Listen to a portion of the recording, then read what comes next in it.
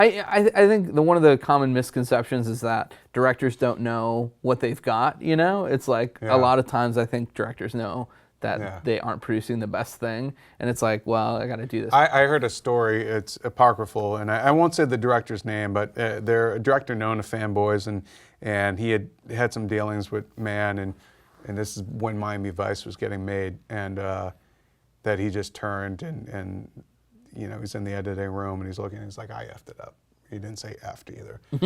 Like he knew Yeah. that the movie wasn't working. Well, you even saw, some of those Sony hack emails. George Clooney basically apologized for the Monuments Men. He's like, I didn't get it. I didn't do it right. Like I think people know when it happens. Raimi and Spider-Man 3, And usually it's like 10 years later they'll come out and be like, yeah, it wasn't my best. The Joel Schumacher Batman parade. Yeah. Of apology. And I honestly think that like it's, in any artistic endeavor you're going to have hits and misses. There's very few people who deliver every single time. Look, so. Michael Mann is still he's a fantastic filmmaker, but in my review I said, one of the problems he has now as a filmmaker is that he has nothing new left to say.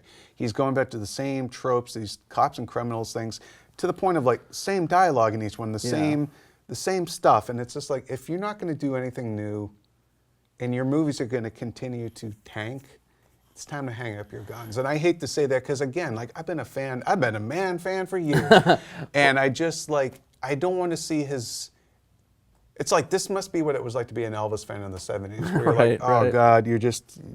Well, stop, it gives me more respect for two people. It gives me more respect for Quentin Tarantino. And Carrot Top. And Carrot Top. I like that you snaked the Carrot Top reference from me. I just know you love him. Quentin Tarantino, because he's like, I think every director, if you look, has about 10 good movies in him, and then you should hang it up. And he's seriously considering hanging it up after a couple more.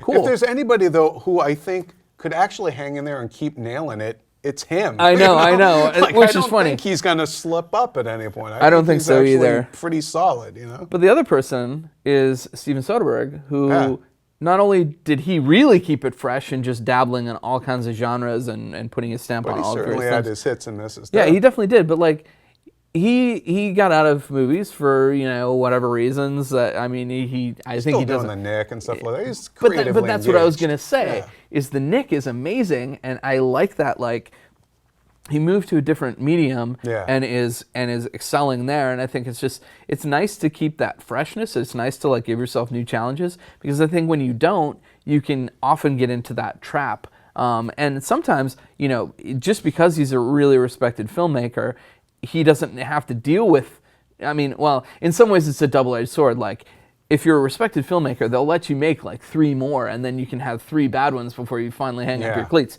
If you're not a respected filmmaker, you get 1 and you're done. But that's kind of like the double-edged sword of being somebody who's really produced great stuff. I am not equating him as a filmmaker with any of the aforementioned people, but like Leonard Nimoy came off of directing Star Trek 3 and 4. Right. Star Trek 4, huge hit. He made 3 Men and a Baby, huge hit. He did The Good Mother, flop. His directing career was basically over. Yeah. And those were tougher times. But look at like Clint Eastwood, he's 84, 85 years old. Yeah. And American Sniper is probably going to be like the biggest opening weekend of his. And,